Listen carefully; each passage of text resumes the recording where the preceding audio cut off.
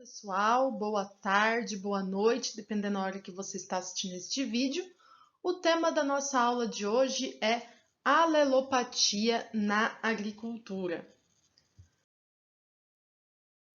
Bom, pessoal, a alelopatia, como nós vimos lá na aula anterior, ela também é uma assim como a competição, ela também é uma forma de interferência. Então, lembra que nós dividimos em interferências diretas e interferências indiretas? Dentro das interferências diretas, nós tínhamos a competição, a alelopatia e o parasitismo. E no tema da aula de hoje, nós vamos falar sobre a alelopatia na agricultura. Então, a alelopatia, pessoal, ela vai ser a interferência que é provocada por substâncias químicas que são produzidas por certos organismos e que no meio ambiente vão afetar outros componentes da comunidade. Então, assim como a competição, ela interfere competindo pelos recursos do meio ambiente, na alelopatia nós temos uma interferência que é provocada devido a substâncias químicas que são produzidas por um determinado organismo. E aí nós temos algumas terminologias que são utilizadas, né? Então nós temos antibióticos, que é quando nós temos ação de micro-organismos sobre micro-organismos. Nós temos também marasmino, quando há a interação entre plantas e micro-organismos. Também temos fitocida, quando nós temos essa interação entre micro-organismos e plantas. E também temos colina, quando são plantas em plantas. Então, notem que diversos componentes, diversos organismos podem produzir compostos alelopáticos e agir aí. Então, nós temos planta daninha sobre a planta cultivada agindo sobre planta cultivada, micro-organismos. Então, diversos aí organismos daquele ambiente que podem produzir algum composto alelopático que pode interferir sobre outro organismo daquele ambiente.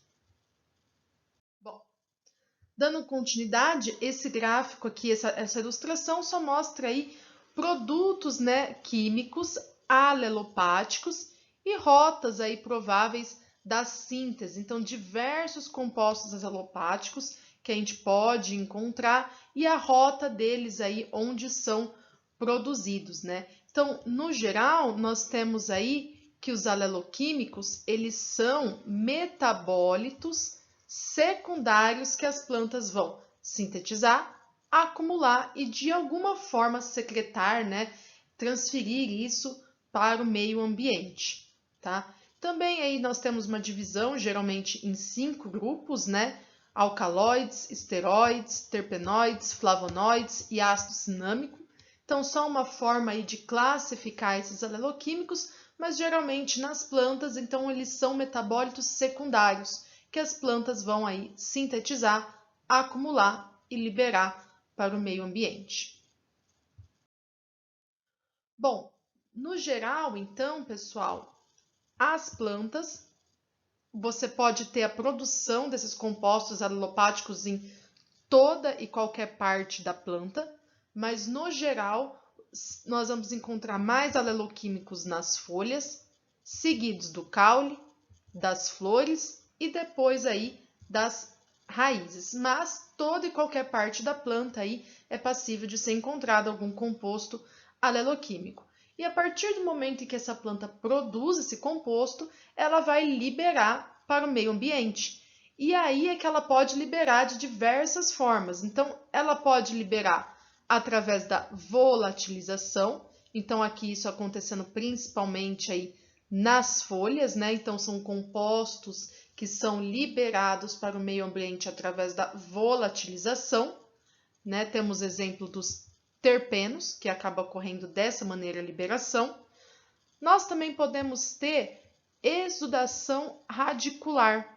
Então, aqui é quando o composto geralmente é produzido, então, nas raízes da planta, e aí a raiz acaba liberando esses compostos aí para o solo. ou quando, por exemplo, nós temos uma decomposição desses compostos, ou quando alguma parte dessa planta ela foi liberada lá no solo, um pedaço de raiz, por exemplo, e a decomposição dessa parte que foi liberada, ela acaba, né, sendo aí decomposta e liberando os compostos alelopáticos. Nós também temos por meio da lixiviação. Então, a lixiviação também a gente pode encontrar aí quando acontece por meio da irrigação, da chuva. Então, esses compostos aí, eles são lixiviados das folhas e a decomposição desses compostos, que é como eu disse, quando alguma parte dessa planta é solta no ambiente e aí, através da decomposição, os compostos que estão naquela parte, eles são liberados para o meio ambiente. Tudo bem? Então, toda e qualquer parte da planta pode sintetizar os aleloquímicos e podem ser liberados aí de diversas formas para o meio ambiente.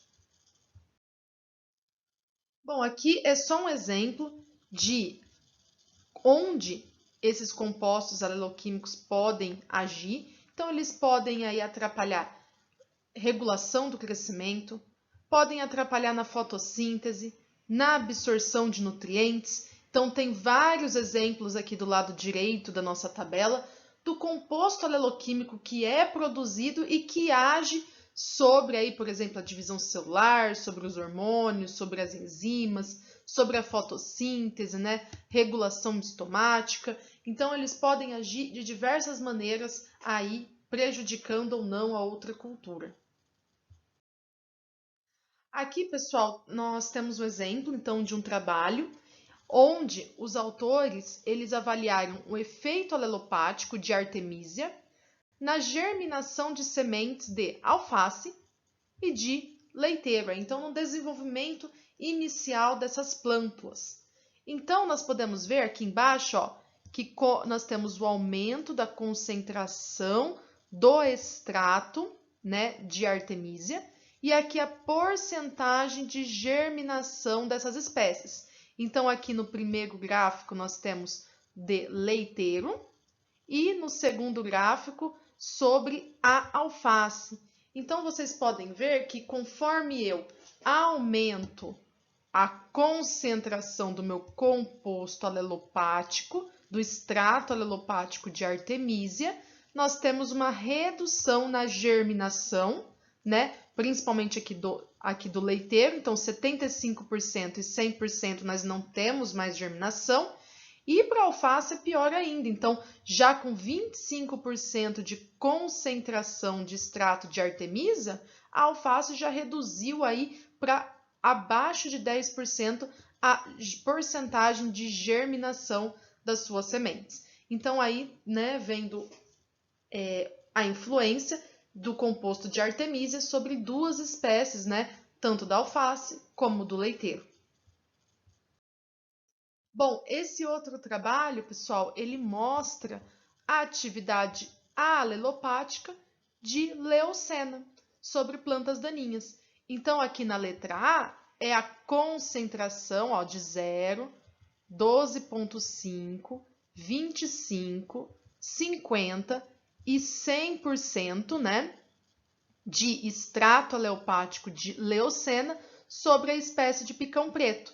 E na letra B é essa porcentagem de concentração sobre as espécies sobre a espécie, né, da planta daninha caruru. Então, notem que conforme nós aumentamos o extrato, a concentração do extrato, ó, nós temos, por exemplo, redução do tamanho, nós temos um enrugamento das folhas, né? Então, nós temos aí uma fitotoxicidade dessas folhas aí, tanto de picão preto como de caruru, né? Mostrando que uma porcentagem aí de concentração elevada do composto alelopático, causando fitotoxidez na folha dessas plantas daninhas.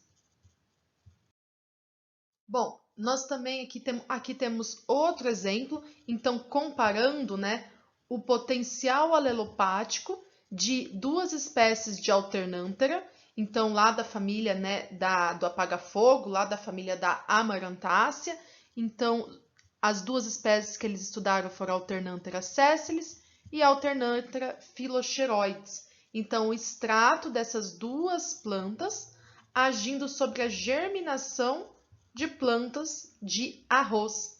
Então, aqui nesse primeiro exemplo, mostrando aqui que qualquer parte dessa planta pode produzir esses compostos alelopáticos. Então, aqui ó, a folha, a raiz aqui, o caule, né? As flores, né? E qualquer parte aí da planta que pode produzir esses compostos alelopáticos.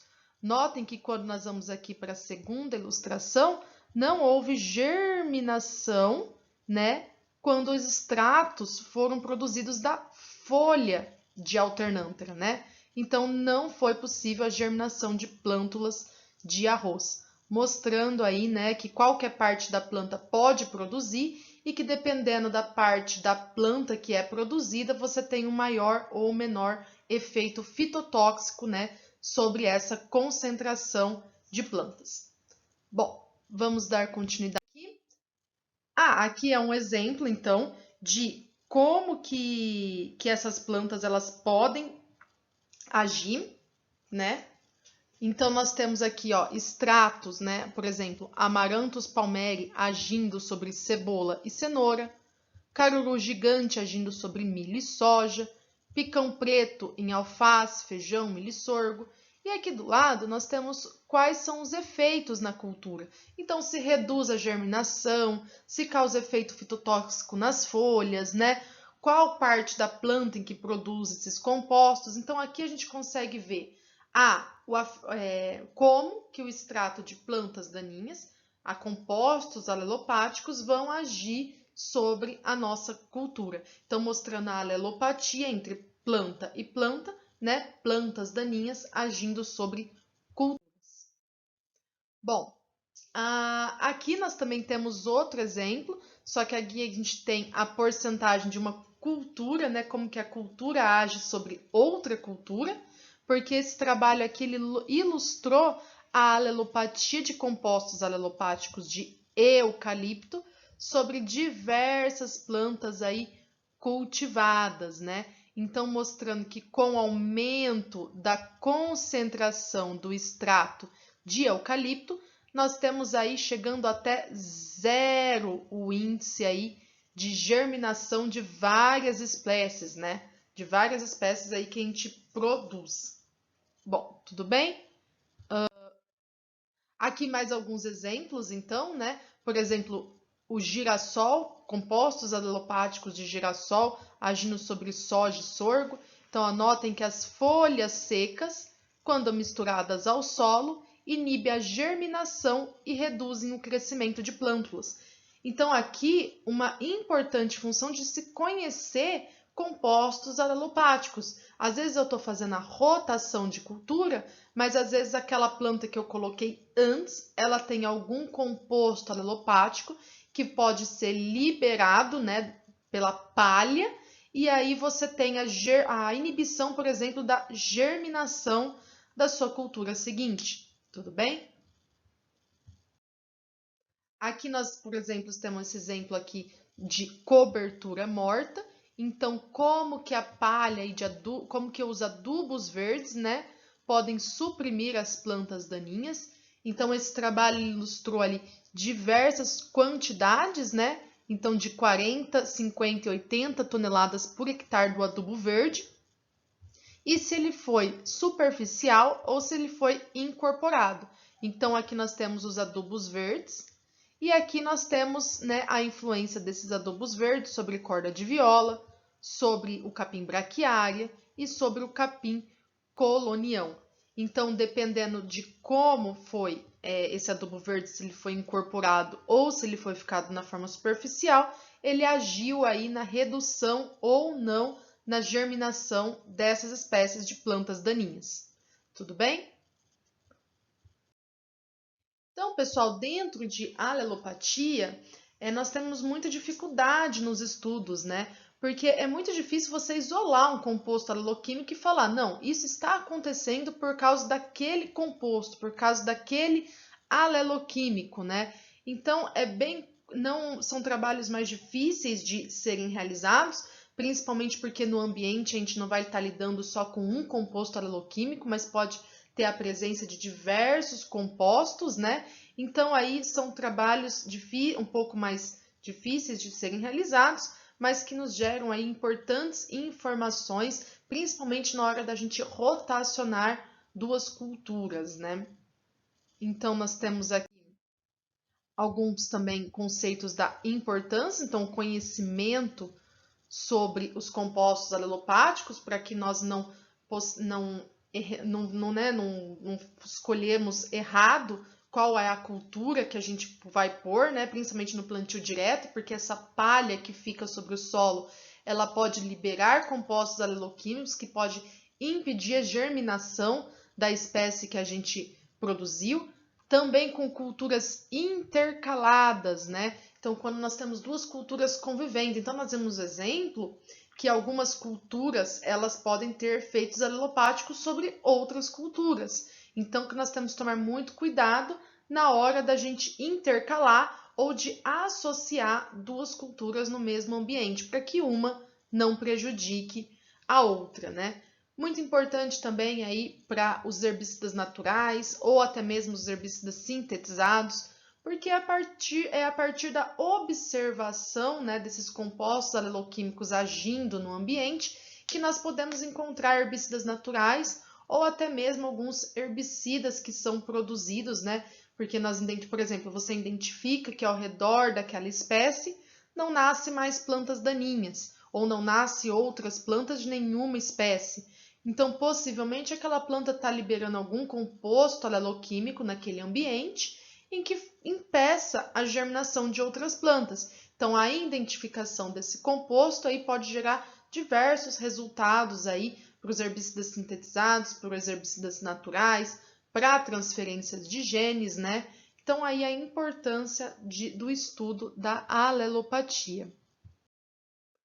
Bom, sobre o tema de alelopatia, era isso que eu queria passar para vocês. Então, a importância de se conhecer culturas, né, que podem sofrer, né, plantas daninhas, né, que podem sofrer com esses compostos alelopáticos, com os aleloquímicos que são produzidos, e lembrar então que eles são produzidos pela rota aí das nossas plantas. Qualquer parte da planta ela pode sintetizar esses compostos, geralmente nós vamos encontrar mais nas folhas, mas qualquer parte pode sintetizar, e aí nós temos diversas formas de liberação para o ambiente. E a principal importância aí para saber na hora de intercalar culturas, na hora de consorciar culturas e na hora da rotação e mesmo do plantio direto, para que não haja interferência desses compostos aleloquímicos na próxima cultura que nós vamos estar semeando. Muito obrigada! Se você ainda não deixou o like nesse vídeo, não deixe de nos seguir lá no Instagram, Plantas Daninhas do Agro, e aqui no canal do YouTube.